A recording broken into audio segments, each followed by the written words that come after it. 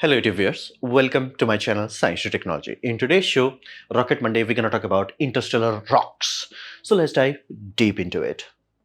Now, first thing you have to understand, this puppy is new. Even though mathematically we knew, it's just that it is very new. It's almost like an exoplanet few years ago. So interstellar object, astronomical object in interstellar space, let that be very clear. This puppy is not bound to anyone. It's not like, okay, it's from Alpha Centauri. It's not like from its sun. It's YOLO. It does not care. Like it's generally in void spaces. Now, it most likely always started with some center of gravity point, but ejected from it. So it's basically it's not bound to anything. It's just crossing by, passing by, those sort of things. It could be captured, but rare, very rare. And it could be anything. Like let that be very clear. This is a category, almost like an umbrella term. It's not precisely this. It is a category. So it could have asteroid, meaning solid puppies, as in rocks, strong, dense rock, generally below 1,000 kilometer in terms of diameter. Or even 500 kilometers. So you have that, solid puppy, asteroids. Then you can have comets. Comets generally are made out of icy things, meaning things that sublimate, generally water. So you have water, it starts to come closer to the basically sun, as in like it starts to fall into the sun, and then it starts to sublimate, gas outgassing, and that creates a tail. We can see that.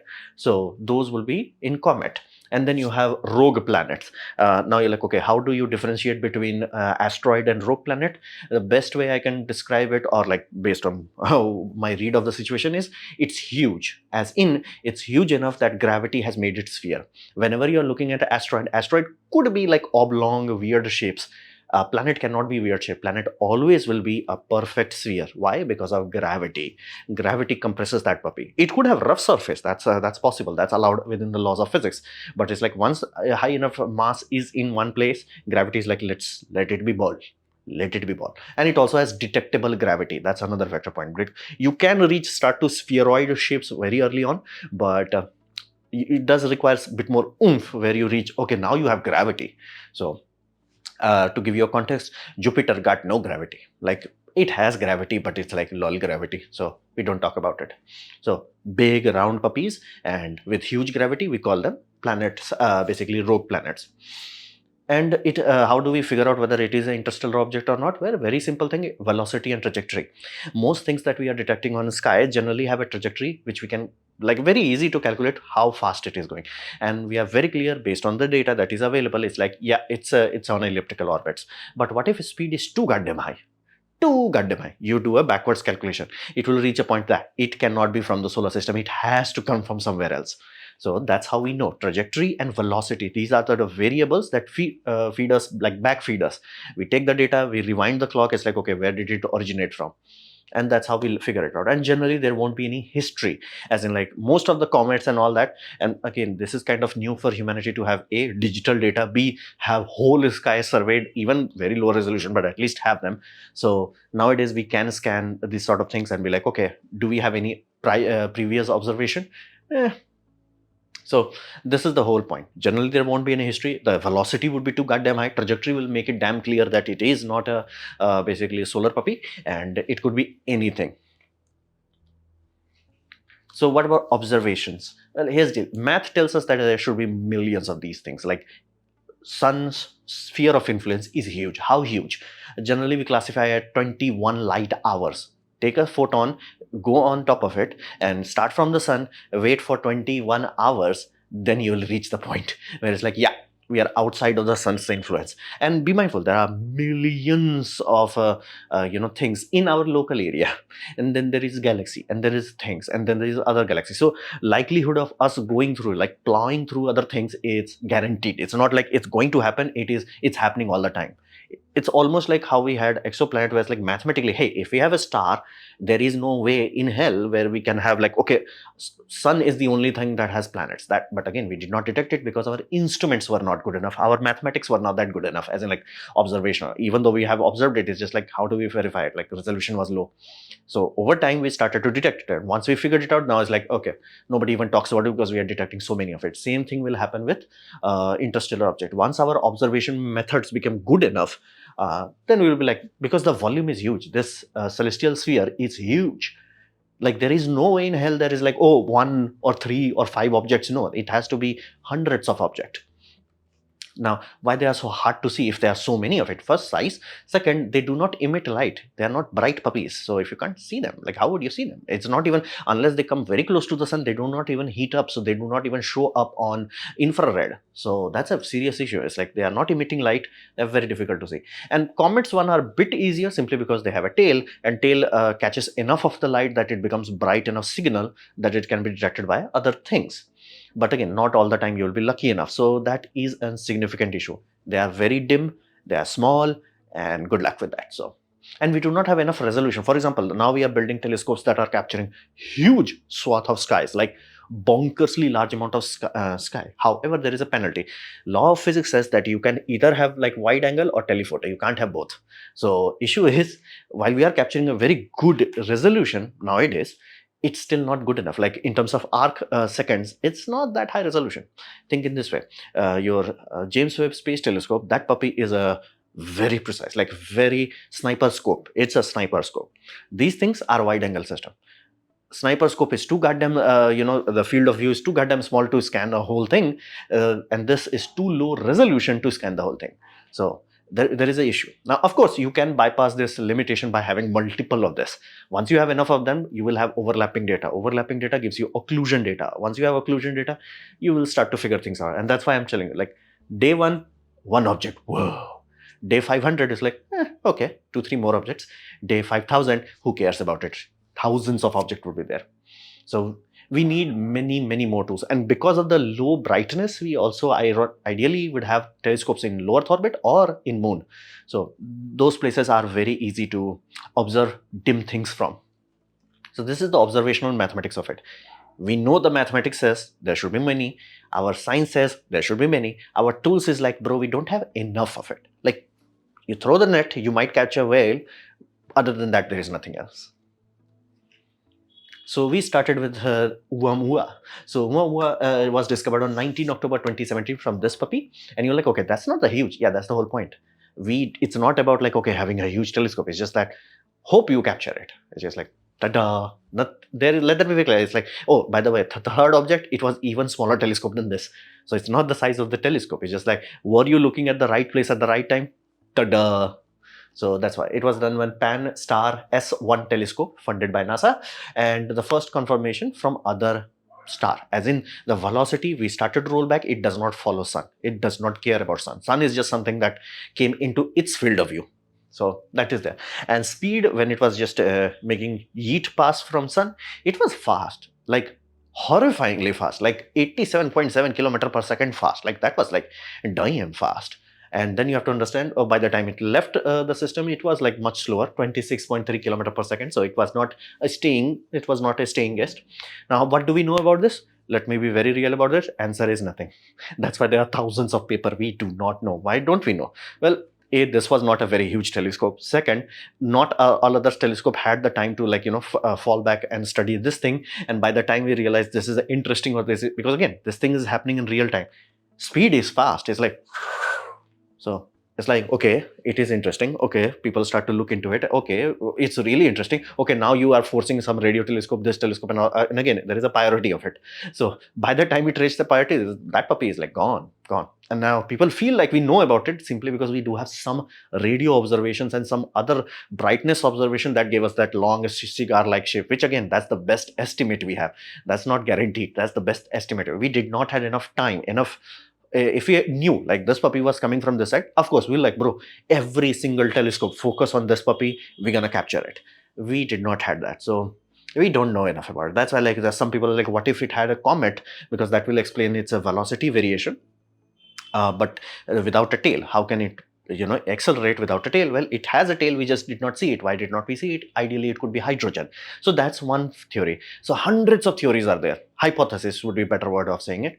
It's just that we do not know. We did not have enough time, not enough instruments to study it, and we did not have any space asset that we can just send it and chase and analyze it. So yeah, we don't know much about it. Let that be very clear. If somebody is like, oh, we know what exactly, it's like, no, it was an object that came and went, and this was the first time we are damn sure it was from outside of solar sphere, so to say.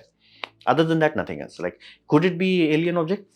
Maybe. It would be hilarious if it was like, what if it was a gun barrel from some space boom bam bam event and it's like, poosh, It's just millions of year, multiple gravitational assistant, and just like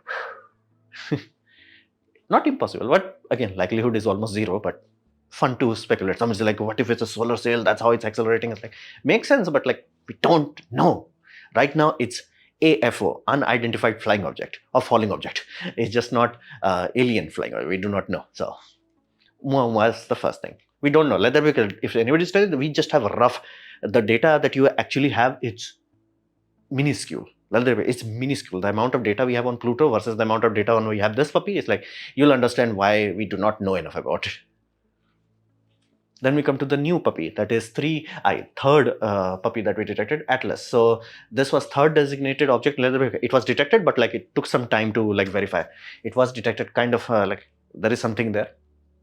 So it does show cometary activities, as in it does have a tail, very faint tail, but does have tail, or some like we are waiting for it to do some things, then it will be longer tail, something like that.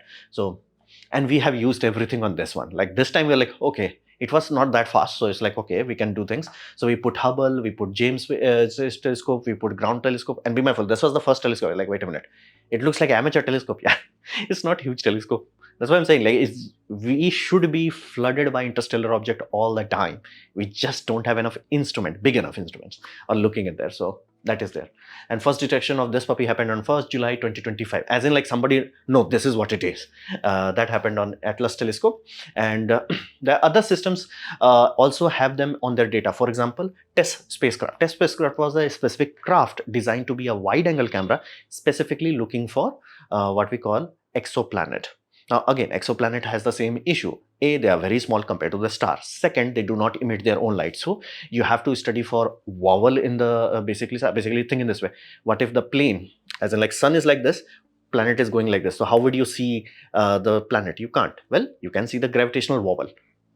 And you're like, wouldn't that be very small? Yeah, tiny. Like tiny signal would be there. Ideal signal is like you have a telescope looking like this, and you have a planet, as in like star, and planet is going like this. If you get that proper occlusion, GG, that's super easy. That's like everybody wants that. It's just that most of the time we are finding planets like going like this, and our instrument is looking from top down. So we are relying on vowel.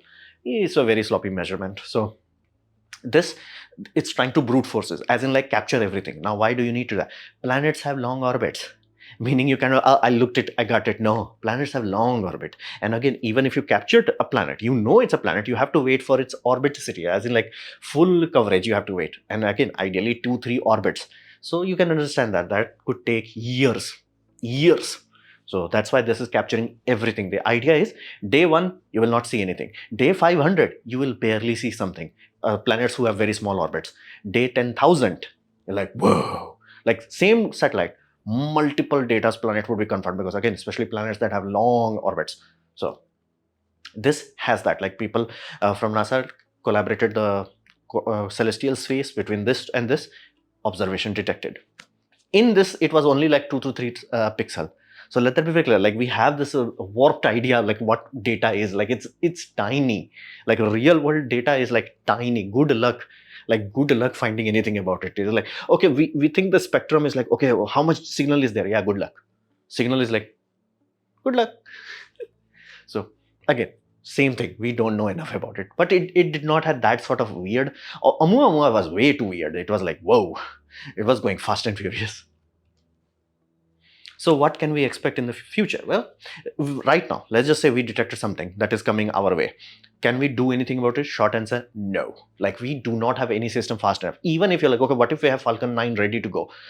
We don't have a probe. Like we do not have a supply factory of probes where it's like, bro, we need probe, boom, go, 24 hours probe. Although to be fair, that's what US Space Force is doing. The idea is they should have spare satellites in 24-hour delivery. That's the whole point. 24-hour delivery, meaning a satellite gets kaput, 24-hour, next satellite go.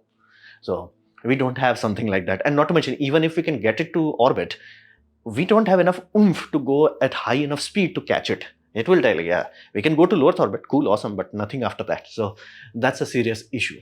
We do not have anything that can work all of this system fast enough and be catching up to the object with speed. Yeah, that's not happening. That's just like, no, like nothing is there that can like, okay, I can give you 60 kilometer per second or 100 kilometer per second. Yeah, that's not happening. So Even Casimir engine going all out may be able to give us enough speed. Right now, it's just like lol. So fundamentally, what do we need? We need more observatories, flat out, many observatories. And this is how you calculate a telescope's field of view. Because again, it's stupid to talk in millimeters. It does not make sense. So how do you talk about it? Well, stretch out your arm, your thumb. That's generally the moon size. So not generally, you will get the point. Like do it in night sky when you can see the moon. So that's the moon arc. And this is the telescope readout. We are putting ludicrously wide angle systems. Unfortunately, they are not that effective anymore. Not because of the telescope. Telescopes have become awesome. Sensors have become awesome. And signal processing ratio, awesome. Yeah, we just have way too many billionaires putting too many things into low Earth orbit. Basically, Elon Musk alone putting like what? I'm not sure what is the current number, but let's just say 4,000 spinning things at low Earth orbit. Then you have Jeff Bezos trying to put way too many things. Then you have Xi Jinping trying to put at least that much.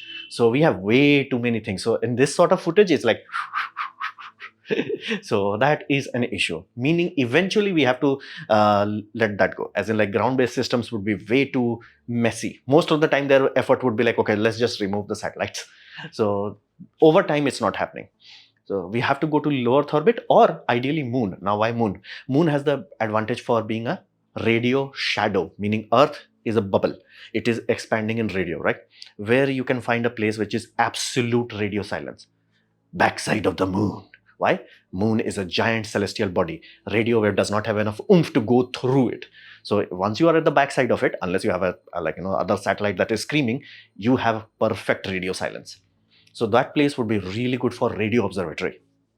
And again, radio observatory does have certain signature advantage. Not only you can, like, especially if you make it big enough, you can start to detect shape and structure. It has some unique advantages. So those things have to be there. Now, if we can detect it early enough, which again, very unlikely, like it would be like almost like James Webb was looking like this, whoa, we captured something like that, then we may be able to plan something for it. And that's why European Space Agency is building F mission. So F is fast mission. Not joking, that's their actual name. So Comet Interceptor. The idea is this puppy is going to be at Lagrange point and then it's going to go. Now again, right now this is early stage. It's almost like a planet defense system. We knew that planet can be boomed by a space love kiss. So we started observation. That was step one. Observe the damn sky. We are working. That's why we are building so many wide scope. Like this thing will make sure anything big that can kaput the planet would be very easy to detect. And once you have multiple overlapping observatories, we got this. Like we got this.